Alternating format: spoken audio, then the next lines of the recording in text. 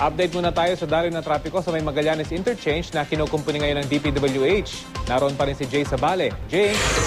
Rafi, maganda pa ang daloy ng trapiko dito nga sa may Magallanes Interchange. Ipapakita muna natin itong area. Critical area na sinasabi nila, ito yung Osmeña southbound papuntang SLEX.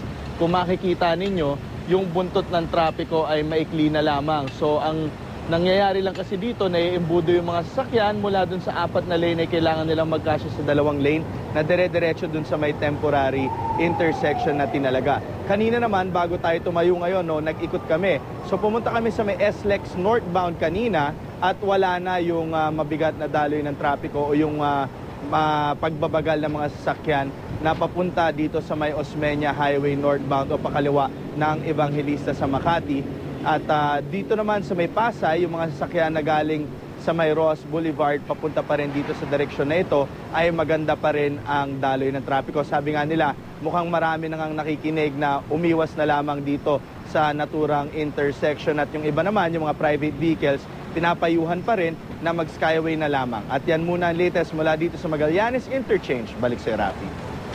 Maraming salamat, Jay Sabale.